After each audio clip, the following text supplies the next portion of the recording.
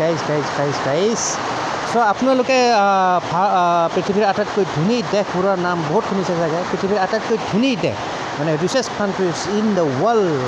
পৃথিৱীৰ আটাইতকৈ ধনী দেশবোৰৰ নাম বহুত শুনিছে চাগে কিন্তু এই ভিডিঅ'টোত আজি আলোচনা কৰিম আমি পৃথিৱীৰ আটাইতকৈ ধনী দেশবোৰৰ বিষয়ে নহয় চ' এই ভিডিঅ'টোত আমি আলোচনা কৰিম মেইনলি আমাৰ পৃথিৱীৰ আটাইতকৈ ধনী চিটি মানে চিটি জানে আৰু চিটি চ' পৃথিৱীৰ আটাইতকৈ ধনী city the richest cities in the world পৃথিৱীৰ আটাইতকৈ ধনী চিটিবোৰৰ বিষয়ে আলোচনা কৰিম চ' গাইজ জানিবলৈ ভিডিঅ'টো শেষলৈ চাই থাকিব ঠিক আছে so' guys without wasting your time let's get start the video' বলক গাইজ ভিডিঅ'টো আৰম্ভ কৰোঁ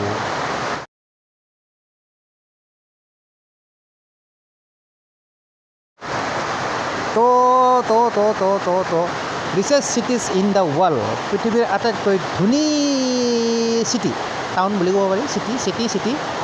চ' নাম্বাৰ ওৱানত আহিলে এইখন নাম্বাৰ ওৱানত মানে চ' একৰ্ডিং টু ইয়াতে কিবা এটা লিখি থৈছে ঠিক আছে চ' পঢ়ি ল'ব চ' মই অকণমান পঢ়ি দিছোঁ according to the international investment কিবা এটা লিখি আছে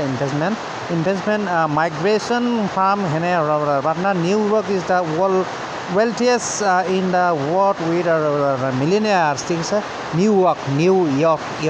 মাতটো কৰিব অকণমান টান হৈ যায় প্ৰব্লেম হৈ যায় চ' নাম্বাৰ ওৱান আছে এইখন নিউয়ৰ্ক বুলি কৈছে নিউয়ৰ্ক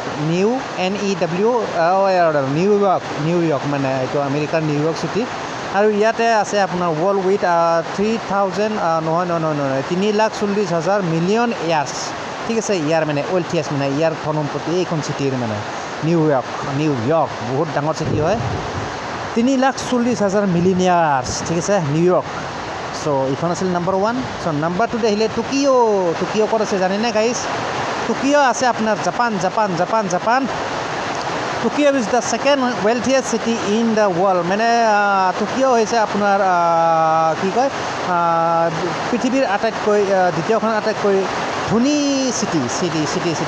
ইন দ্য ৱৰ্ল্ড আৰু ইয়াৰ মানে মাল মানে আপোনাৰ ধনপতি আছে আপোনাৰ 2,90,300 মিলিয়নিয়াৰ্ছ ভাই মিলিয়ন 2,90,300 মিলিয়নিয়াৰ্ছ ঠিক আছে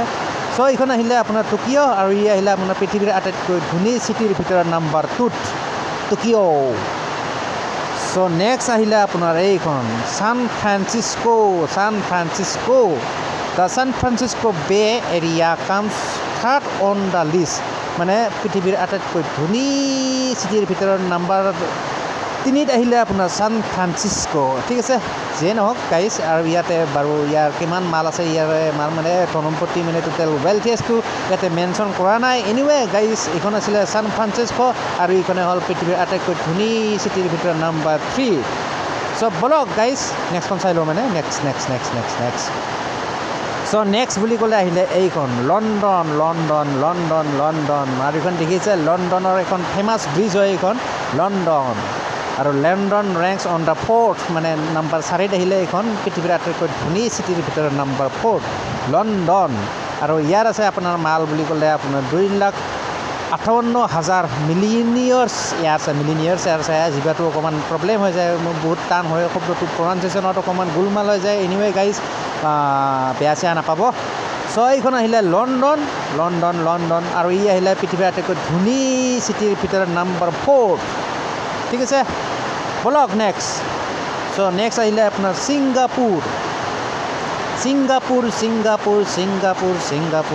one of the world's most business friendly cities in rank 5 নম্বৰত with 2,40,100 residents millionaires চ' যিয়ে নহওক ইয়াৰ মানে ৱেলথিয়েষ্ট চ' এইখন আহিল ছিংগাপুৰ আৰু এইখন আহিলে আপোনাৰ নাম্বাৰ 5ত পৃথিৱীৰ আটাইতকৈ ধনী চিটিৰ ভিতৰত নাম্বাৰ 5ত আৰু গাইজ আৰু ইয়াতে বেছিভাগ মানুহ মানে বিজনেছ ফ্ৰেণ্ডলি হয় চ' মানুহবোৰ মেইনলি চ' এইখন আহিল ছিংগাপুৰ যিয়ে নহওক চ' এইখন আহিল নাম্বাৰ 5ত চ' নেক্সট বুলি ক'লে আহিলে আপোনাৰ এইখন দেখি আছে Los Angeles come with 6 on the list মানে লিষ্টত পৃথিৱীৰ আটাইতকৈ ধনী চিটিৰ ভিতৰৰ লিষ্টত আহিলে ধনী চিটিৰ ভিতৰৰ লিষ্টত নাম্বাৰ 6ত আহিলে এইখন লছ এঞ্জেলছ তাৰপিছত নেক্সট আহিলে আপোনাৰ Hong Kong Hong Kong comes 7 on the list মানে 7 নম্বৰত আহিলে হংকংখন পৃথিৱীৰ আটাইতকৈ ধনী লিষ্টৰ ভিতৰত ধনী চিটিৰ ভিতৰত মানে আৰু ইয়াৰ আছে আপোনাৰ 1,29,500 মিলিয়নিয়াৰ আছে আপোনাৰ 500 মিলিয়নিয়াৰ্ছ মানে 1,29,500 মিলিয়নিয়াৰ্ছ আছে ঠিক আছে হংকং সো গাইজ এইখিনি আছিল আপোনাৰ এইখিনি আছিলে মানে যিখিনি মেনশ্যন কৰিলোঁ এইখিনি আছিল আপোনাৰ পৃথিৱীৰ আটাইতকৈ ধনী এই চিটি পৃথিৱীৰ ভিতৰত আটাইতকৈ ধনী চিটি 7খন মানে 7খন নাম্বাৰ 7 আছিল সো গাইজ আৰু একবাৰ মই পুনৰবাৰ ৰিপিট কৰিছোঁ পটাপট জল্দি মানে জল্দি wealthiest richest cities in the world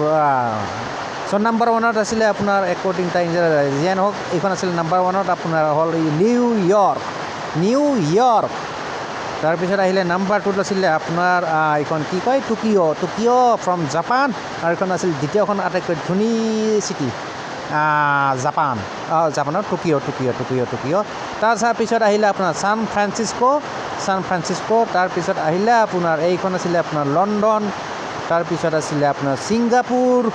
তাৰপিছত আছিলে আপোনাৰ এইখন লছ এঞ্জেলছ এইখন আছিলে 6 নম্বৰত Los Angeles and the last one এইখন আহিলে আপোনাৰ হংকং মানে এইখন আছিলে নাম্বাৰ 7ত আৰু ইয়াতে আছে 1,29,500 মিলিয়নিয়াৰ্ছ আছে ঠিক আছে তো গাইজ যিয়ে নহওক এইখিনি আছিলে আপোনাৰ পৃথিৱীৰ আটাইতকৈ ধনী